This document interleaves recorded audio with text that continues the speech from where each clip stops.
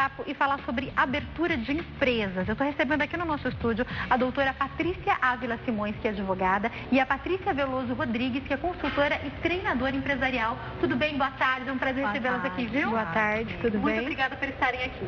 Eu que agradeço. Eu tenho muitos questionamentos acerca desse assunto, porque se a gente olhar para alguns dados que têm sido divulgados diariamente, a gente pode perceber que, vamos lá, cartão de crédito, parcelamento e renegociação e cheque especial estão chegando a índices históricos. O número de desempregados não diminuiu. Agora a gente está com 12 milhões de desempregados, é o último apontamento agora desse último trimestre que a gente teve.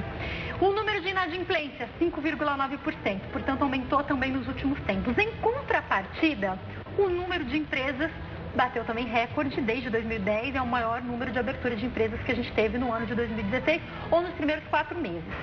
Eu queria começar com a seguinte dúvida. A maioria dos brasileiros, se a gente conversar principalmente com aqueles que têm, eu não vou nem falar da minha faixa etária, mas do meu pai, 40, 50, 60 anos, o sonho sempre foi ter o próprio negócio. Não quero trabalhar para ninguém, quero ter meu próprio negócio. Isso tem relação com o fato dessas pessoas, se agora ficarem desempregadas, pensarem, eu vou pegar o meu dinheiro e vou abrir o meu negócio? O que vocês acham?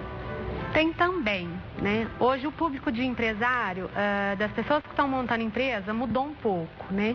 Nós temos 2 tipos de empresário, que é o empresário por oportunidade e o empresário por necessidade, né? Hoje o público de empresário por necessidade aumentou bastante, né? Que são exatamente aquelas pessoas que saem das empresas, né? Estão desempregadas, não conseguem se recolocar e acabam pegando algum dom, alguma coisa que gosta de fazer e vai empreender para poder sustentar a família, né? Então, esse tipo de empreendedor aumentou bastante. E eu pergunto para vocês, meninas, na minha cabeça isso traz um grande ponto de interrogação, porque em outros bate-papos que eu fiz, independente do que estava acontecendo no país agora, e conversei com especialistas, eu sempre fui informada de que o número de empresas que abrem e que fecham rapidamente nos primeiros 2 anos é uma porcentagem muito alta, por falta de preparo, por N motivos, as pessoas não pesquisam. O Sebrae, por exemplo, é uma oportunidade que a gente sempre fala que as pessoas podem pesquisar, às vezes as pessoas não fazem essa base antes. A pessoa é muito boa naquilo que ela faz, mas ela não vai ver como é que é a questão administrativa, enfim. E eu fico pensando, com esse recorde, com o nível de inadimplência alto, as pessoas não conseguem pagar, as pessoas seguindo desempregadas, será que a gente não pode seguir com essas empresas falindo? O que vocês acham? Doutora? Jaque, esse é um grande problema, principalmente na nossa atual situação financeira, tanto do país quanto das pessoas. As pessoas saem no afã de montar o seu próprio negócio, esquecem de planejar, esquecem que há outras circunstâncias que têm que ser analisadas para você montar o seu negócio. Há que ter um tempo de planejamento, só que muitas vezes essas pessoas não têm tempo, elas precisam sobreviver. Então o empreendedorismo é arriscado, desde que seja feito com planejamento e desde que seja feita um estudo e uma assessoria junto, o sucesso é quase que garantido. Eu já vou perguntar a questão da assessoria, mas eu queria aproveitar que a senhora está falando, doutor, e te perguntar. As questões jurídicas são muito importantes, porque eu sei que é uma certa burocracia para se abrir negócios. Não é assim, nossa, eu comecei a vender alguma coisa, eu vendo bolo, deu muito certo, eu vou começar a vender aqui na garagem de casa, vou pôr uma placa, os meus problemas acabaram. Não funciona assim, né? Não, pelo contrário. Nós sempre assim, quando aparece alguma pessoa que quer montar o seu negócio, além da parte administrativa, que é o seu plano de negócios, as pessoas começam a vender e esquece que quando eu monto o meu negócio, eu crio uma personalidade jurídica para ela, eu tenho muito mais benefícios que se eu estivesse fazendo como pessoa física, e eu tenho, caso eu faça como pessoa física, eu tenho muitos prejuízos, como por exemplo, se você tem o seu negócio, você começa a crescer, mas eu não criei uma personalidade jurídica para isso. Qualquer problema que eu tiver em relação a um terceiro, ele sempre vai vir contra mim, contra a minha pessoa física, porque eu não criei uma personalidade jurídica para limitar a responsabilidade a ela. Então, vai ser o meu nome. Por exemplo, seria contra a Jaqueline, exatamente, é contra a Jaqueline, não contra aquela personalidade jurídica que, em que pese exista, ela não existe no papel. Então é um grande problema. Outra coisa também que nós sempre instruímos, criar a personalidade jurídica, porque se você precisar de um investimento junto ao banco, a taxa de juros para a pessoa física é muito mais alta do que para uma pessoa jurídica. Você não consegue requerer, por exemplo, uma falência de um devedor, de um cliente seu, por exemplo, você não consegue, você de uma certa forma perde uma credibilidade junto com os seus clientes, porque como você vai vender? E se a pessoa pedir um contrato com você, você vai apresentar o seu CPF? Então acaba perdendo sim um pouco da credibilidade. Então há muitos prejuízos para aquela pessoa que inicia a sua atividade, se não bastasse ser proibido por lei, você não pode... Vamos nem falar do quanto isso seria ilegal, exatamente, né? Mas falando só do quanto a pessoa seria prejudicada. Os prejuízos. Então, tem muitos prejuízos para quem começa um negócio sem esquecer de montar a sua personalidade jurídica antes. Daqui a pouco eu vou perguntar para a doutora, porque a gente sabe que às vezes a maré vem e ela vem alta, porque daí a pessoa está desempregada, está dando tudo errado, ela coloca a plaquinha, baixam lá na casa dela e ainda tem multa para pagar, não é verdade, doutora? Daqui a pouco a gente pode ir para esse lado também, porque às vezes a pessoa não está agindo de má fé, mas ela pode ter um problemão e ficar bem mais cara a conta do que ela imaginar. Um dos temas mais discutidos no empreendedorismo é a inovação. Se você não inova, você estagna. Então, o consumidor hoje exige isso e o empreendedor tem que inovar. Ele é obrigado a inovar constantemente. Aliás, é o amor, né? O amor de trazer mudanças para a sociedade. Isso faz você inovar. Sem dúvida, isso é importante, né? Você dá essas dicas também? Às vezes a pessoa, ela chega e você olha, talvez até com o seu olhar de consultor e fala, se ela fosse por um outro caminho, ia dar tão mais certo. E é o escutar o cliente. Porque hoje a concorrência está muito grande. Se eu não Muita acho... gente fazendo a mesma coisa, né? E se eu não acho que o do lado vende o que eu quero? Então, assim, por exemplo, hoje a qualidade, ela já não é mais diferencial, ela é obrigação. Né?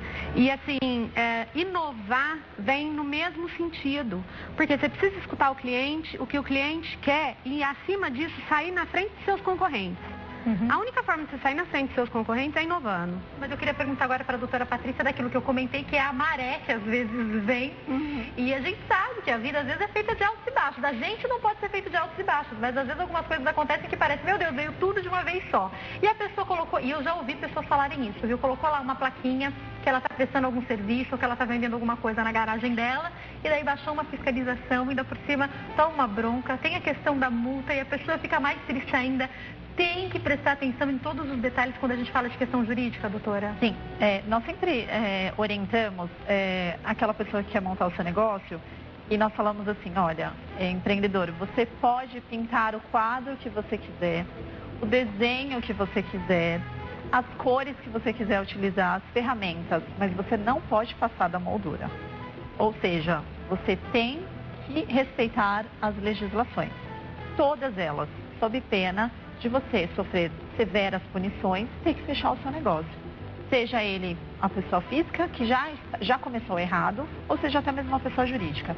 Então é importante, sim, atender todas as legislações que são esparsas, ou seja, são muitas legislações que nem mesmo nós, técnicos juristas, conseguimos acompanhar assim, todas elas. Por isso que é indispensável você sempre ter profissionais capacitados naquela área para que possa te dar uma assessoria competente, porque senão você não vai conseguir realmente.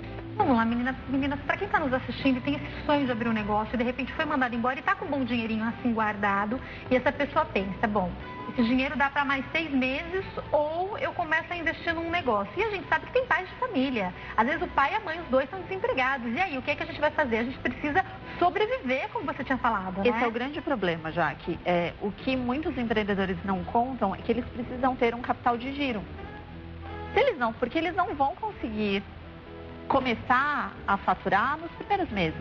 E às vezes essa pessoa, ela ainda tem o aluguel da casa dela que ela está pagando, o financiamento, tem o financiamento do carro, as contas, elas continuam existindo, aquele dinheiro que ela conta que está guardado, ele vai continuar sendo gasto, e o negócio que vai ser aberto vai precisar de dinheiro também, aí, né? Sabe o que acontece? O que a Patrícia falou. As pessoas entram, esquecem que precisa ter esse capital de giro, e aí começam juntar o dinheiro da pessoa física com as necessidades da empresa, aí pega dinheiro no cartão de crédito e a gente sabe que hoje a taxa é de 500%, hoje 500%, eu vi, tá 500%, uma loucura. É um recorde histórico que a gente está batendo. Mundial, praticamente. Não há no mundo um país que cobra uma taxa de juros dessa. Que empresa que cresce 500% ao ano? Nenhuma. Então ela vai fechar. Se ela não conseguir matemática, né? Matemática. Ela não vai conseguir sobreviver no mercado. Quero uma dica das duas, não sei qual das duas prefere falar primeiro, mas a pessoa que está me assistindo está com esse sonho, ou a esposa está me assistindo e o marido tá que tá, e ela falou, é agora que eu vou saber se eu vou incentivar meu marido ou não a abrir esse negócio. Qual é o primeiro profissional que essa pessoa tem que procurar? Se eu tiver que apontar um. Advogada, é consultora, brincadeira. O primeiro profissional realmente é uma consultora que ela vai estudar, vai fazer o plano de negócios, ver se esse negócio é viável. O jurídico é em segundo momento. E lembrando que provavelmente o consultor, ele vai te encaminhar para o jurídico depois, né? Sim. Tem uma ordem, né? Sim, exatamente. Então ele precisa primeiro entender se o produto dele é viável, se é viável ele iniciar naquele momento, porque talvez não seja aquele momento ideal para ele iniciar um negócio. Talvez seja um outro produto para ele, porque empreender, ele precisa ter uma paixão. Então, engana-se muitas vezes, os empreendedores falam, eu quero ter uma renda complementar. Uhum. Então, desliza, porque empreender não é só isso. Uhum. Empreender custa, empreender exige tempo, exige dedicação, exige aperfeiçoamento, Uhum. porque senão você não vai conseguir. E a gente cai naquela linha, você não vai conseguir inovar e você vai falir. Então, você precisa ter paixão por aquilo que faz e acreditar naquele negócio, não como uma renda complementar, mas como realmente algo que vai trazer modificação para ele mesmo e para a sociedade como um todo. Outra pergunta que eu quero fazer, que eu acho que é importante, é o seguinte: sociedade, até que ponto pode ser uma boa? De repente tem aí um investidor que acha que aquilo que você faz pode dar muito dinheiro. Qual a opinião de vocês? A sociedade ela é boa desde que os sócios se complementem, ok? Então, assim, a partir do momento que você pega pessoas que se complementam, você vai ter um crescimento em relação tanto à gestão quanto à empresa, tá? Quando você tem sócios que têm pensamentos muito diferentes, ações muito diferentes e querem coisas diferentes, você já começa errado. Se cada um quer ir para um canto, não vai dar certo. Não vai dar certo. Assim, depende do perfil realmente, assim, essa resposta não é exata. Eu, por exemplo, a minha sócia, eu brinco que é a tampa da minha panela, não me imaginaria sem ela. E tem pessoas que gostam de empreender sozinho, então depende realmente do perfil. Se você tem um perfil, por exemplo, ousado, você não vai conseguir ter um sócio que é mais pé no chão. Então, eles não vão conseguir realmente seguir um foco. Porque, assim, uma das coisas que é empreender é você ter uma meta e ir atrás dela. Então, como você vai ter metas idênticas com pessoas que têm perfis totalmente diferentes? Então, depende realmente, é questão de se analisar, de auto se analisar, ver quem é o seu suposto, né, sócio, e se ele tem a mesma linha que você. Se ele tiver, eu acho super recomendado você ter um sócio. É quase que um casamento. É um contrato bem tempo, né? E você sabe que você consegue identificar, às vezes, isso até num plano de negócio? Conta mais. O plano de negócio, ele te identifica se o negócio é viável ou se não é. Que é uma das primeiras coisas a serem feitas, né? Porque às vezes você identifica no plano que o negócio não é viável, né? Melhor você identificar isso antes de investir um dinheiro. E aí, dentro dessa pesquisa do plano e da visão dos sócios, você já percebe se vocês vão somar ou se vocês vão dividir. Né? E tomar a decisão de montar o negócio, de ter a sociedade ou não. Isso dentro do próprio plano de negócios, você já vai conseguir identificar. Então, assim, primeiro passo, plano de negócios. A gente pode falar que esse é o passo número 1. Esse é o passo número 1. E no plano de negócio eu já consigo ter uma visão, então, se a probabilidade de dar certo é grande ou não, é isso? Sim. Eu vou perguntar uma coisa para as duas, eu até imagino qual seja a resposta, mas seja no caso de franquia, de vender alguma coisa, de qualquer forma de empreendedorismo, ir pelo caminho de fazer aquilo que a gente ama, é a maior probabilidade de dar certo? Sim. Sim. Mas não pode usar só isso, mas sim. Tem que fazer, é importante procurar aquilo que a gente gosta, né? Porque eu vejo muitas vezes, e eu acho que até você, não sei qual das duas, acho que foi você, Patrícia, que falou. Às vezes a pessoa pensa, eu vou fazer uma coisa complementar, eu vou começar aqui um negocinho pra ver se dá certo. Ela pega uma coisa que ela detesta, ou uma franquia, eu detesto comer doce, mas eu vou pegar uma franquia aqui porque eu sei que o negócio de dane se dá certo, sei lá, seja lá o que for. E eu fico imaginando até que ponto a pessoa de repente vai aguentar aquilo, a menos que ela tenha muito dinheiro para bancar os funcionários e não precisa acompanhar aquilo de perto. Mas quem precisa colocar a mão na massa precisa ter um pouco de afeição pelo negócio, não? Até porque, como a gente disse, empreender exige tempo e dedicação. Então você imagina você se dedicar em algo que você não gosta. É muito difícil, não tem como não dar certo. E mesmo que você for colocar funcionário, né? Porque existe uma grande diferença entre o delegar e o delargar, né? E aí, a partir do momento que você quer montar um negócio para deixar na mão dos outros só, você não está delegando, você está delargando, né? E você imagina você trabalhar numa coisa que você não gosta, seu trabalho virar uma tortura ao invés de algo gostoso. Não tem chance de dar certo, né? Então, o mínimo, você precisa gostar daquilo que você faz. Esse não pode ser o único requisito, mas você tem que gostar daquilo que você faz. É o inicial. Agora, em contrapartida, quando a gente fala de romances, a gente ouve falar que o amor, a paixão é cega e isso pode causar muitos problemas. Na hora de abrir um negócio também, essa cegueira pode ser também, a gente pensar no equilíbrio, né? Então, se por um lado tem que ter amor, por outro lado, ir lá para o outro extremo e só ter amor e não pesar as consequências, pode ser um problema? Sim, total. É aquilo, o afã às vezes te deixa cega. Então tem que ter o amor e a razão. Elas andam juntas, é o que a gente sempre orienta. Amor e razão andam juntos. Você tem que ter amor, mas vamos pensar como que vai ser, o que eu preciso fazer para isso ser concretizado de fato. E para que renda, né? Para que perdure, porque você começar uma coisa. E a gente está falando de pessoas que às vezes investem tudo o que tem. Pessoas que colocam toda a esperança da vida dela ali. Então tem que ser realmente planejado e tem que ser alguma coisa que realmente goste. Agora, qual que é a importância, já que a gente falou sobre isso, de quem tem um negócio, depois eu quero até entender mais sobre a parte jurídica disso, e começa a delegar funções ou colocar funcionários, prestar muita atenção no que está acontecendo. Eu vou dar até um exemplo. Eu e meu marido, esses dias a gente foi a um restaurante, e eu fazia muito tempo que eu não ia nesse restaurante. É um restaurante, né, que todo mundo fala, é maravilhoso, uma churrascaria, né? Gente, sem brincadeira. Pediu um negócio 4 vezes, não veio. Na quarta, a gente pediu a conta, levantou e foi, porque a gente pediu 4 vezes. O meu marido olhou, eu falei assim, eu pensei em não pagar a taxa de serviço, eu pensei em coisas. Ele falou, quer saber, vamos pagar a taxa de serviço, vamos levantar, vamos embora e não vamos voltar nunca mais. É mais ou menos isso que você falou. E aí a gente, e tem 2 churrascarias que têm um valor muito parecido, que concorrem com ela, e a gente falou, nossa, a gente é tão bem atendido na outra. O valor é mais ou menos igual, mas a atenção é tão diferente, o gerente é tão diferente. Como meu marido é administrador, ele sempre fica de olho no gerente. A minha pergunta é, quem a gente deixa cuidando do nosso negócio também é muito importante para o sucesso que a gente vai ter? Primordial. Aliás, eu passei pela mesma situação esse final de semana, eu fui numa churrascaria extremamente famosa, assim, extremamente tradicional. E no break a gente vai falar os nomes, talvez seja a mesma. E assim, eu fiquei indignada com o tratamento. Nós pedimos 3 vezes água e não veio. E nós chamamos o gerente e falou, olha, aqui extremamente assim, tradicional, a gente nunca passou por uma situação, o que está acontecendo? E quando eu entrei, eu me deparei com um jovem no setor de bebidas. Eu falei, esse menino não tem nem 15 anos para trabalhar no setor de bebidas.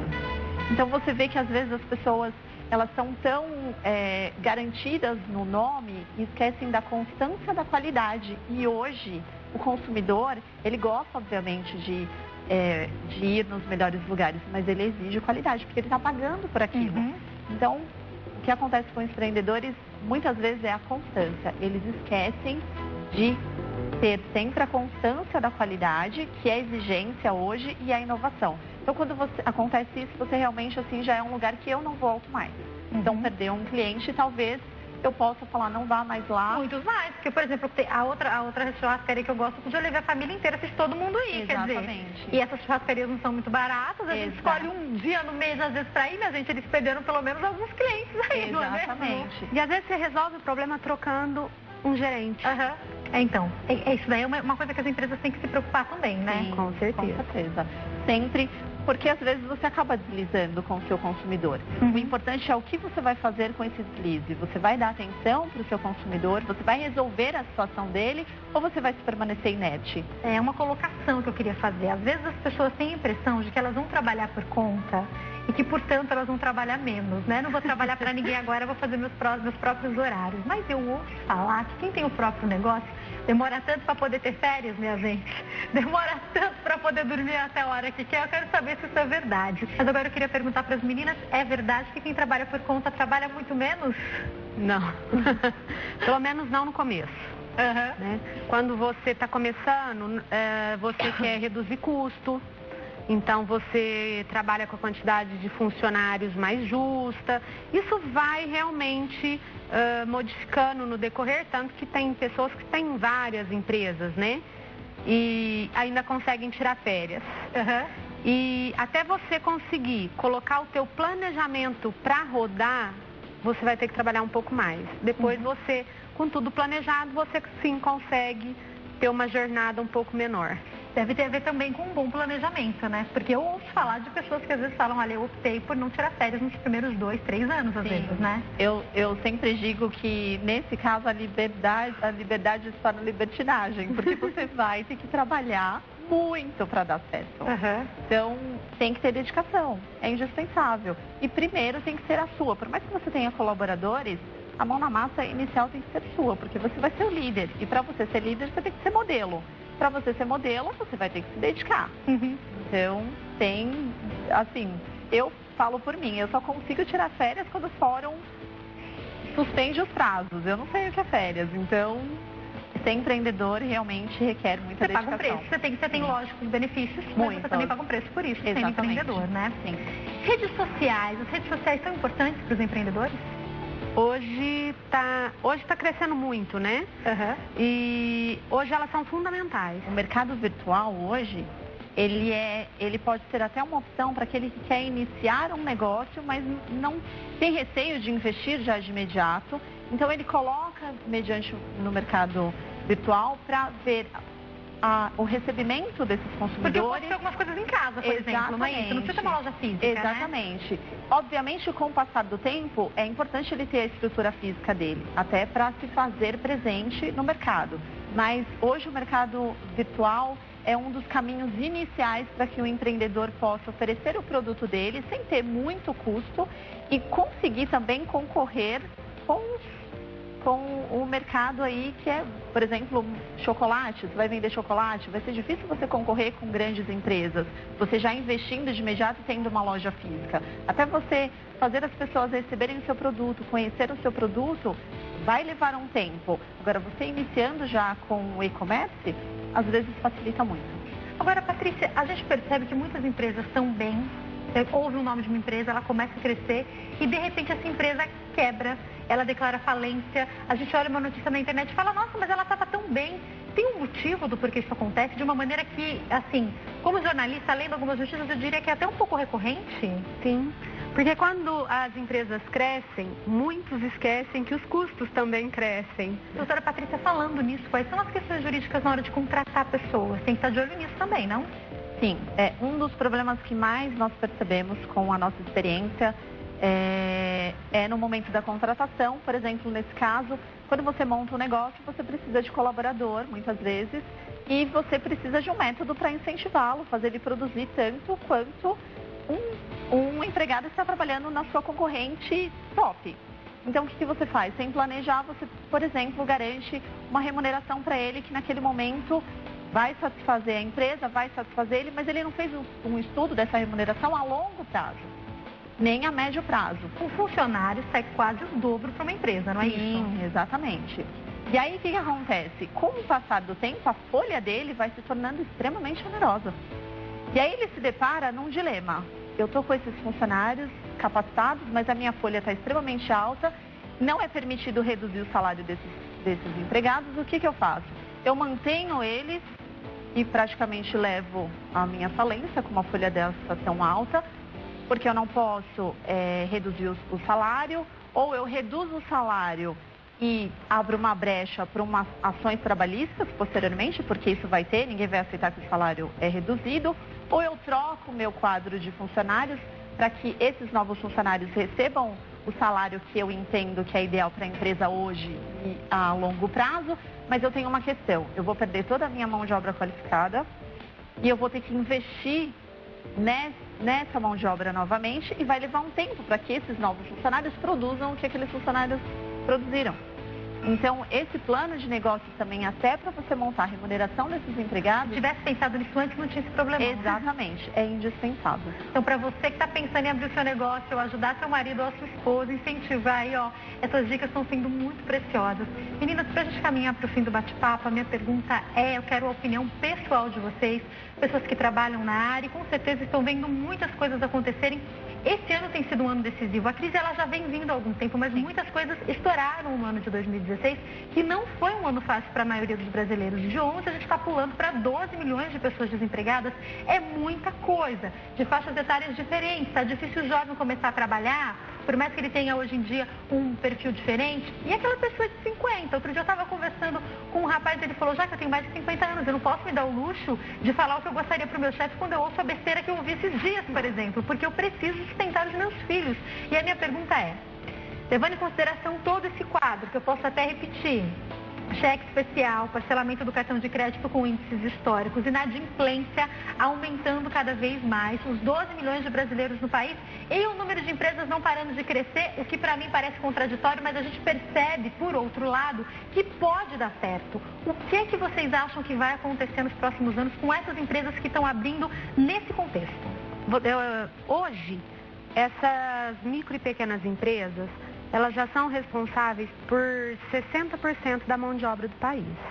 Tá? Elas empregam 60% dessas pessoas. Então quer dizer que o número de desempregados poderia ser muito maior se não fossem elas? Com certeza. Existe uma pesquisa em relação ao empreendedorismo no país. Nós temos já um perfil mais empreendedor. O Brasil hoje, cada 10 empresas abertas no país, os Estados Unidos, por exemplo, abre 4. Tá? Então nós já temos um país mais empreendedor. O que eu acho que essas micro e pequenas empresas vão crescer cada vez mais. Isso é bom, porque você tira uma centralização de mão de obra, às vezes, numa grande empresa, que quando acontece alguma coisa, você fica com aquele monte de gente desempregado. E hoje essas grandes empresas estão terceirizando muita coisa. Então, uma fábrica de sapato, que antes era feito um pesponto dentro da fábrica, hoje não é mais. Então, eles terceirizam isso faz com que, para atender uma fábrica, você vai abrir 5 bancas de pesponto. Quantas pessoas que estavam desempregadas que vão trabalhar agora, né? E cada uma dessas vão contratar mais pessoas. Né? Eu acho que a tendência... Então, isso a gente pode imaginar que é um movimento bom. Sim, a tendência que, assim, pelo menos eu acredito que a tendência agora é começar a melhorar. Nós não vamos ter uma melhora ainda em 2017. Eu acredito que nós vamos sentir uma melhora em 2018. Mas precisa dessa transição para poder ter essa melhora em 2018. Porque muitas pessoas imaginaram assim, vamos trocar o presidente, todos os problemas vão acabar. Não, os problemas eles já estão aí, inclusive, há muito tempo. Sim. E eles vão melhorar, mas tudo vai ser gradual, na verdade. Eu também acredito que vai levar um pouco de tempo para o país melhorar, mas empreendedor não depende de crise e não depende de um país que esteja alinhado e esteja desenvolvendo. Então, o empreendedor, ele aproveita as oportunidades, inclusive de crise, para ganhar dinheiro. Então, o nosso conselho é, acredite no sonho, invista nesse sonho, planeje, tenha pessoas que possam assessorá-los e vai dar certo. Muito obrigada, meninas. Foi um prazer receber vocês aqui. Então, se você tem o seu sonho e for bem assessorado, vai dar certo, tá bom? Como tem aquela historinha que conta, enquanto uns choram, outros vendem lenços, que nós sejamos aqueles que ganham dinheiro vendendo lenços, não é verdade? Foi um prazer te receber aqui, doutora Patrícia. Muito obrigada. Quem quiser entrar em contato, como é que pode fazer? Pode acessar o site www.avilalacerda.com.br. Espero te receber aqui mais vezes, viu? Uma ótima tarde.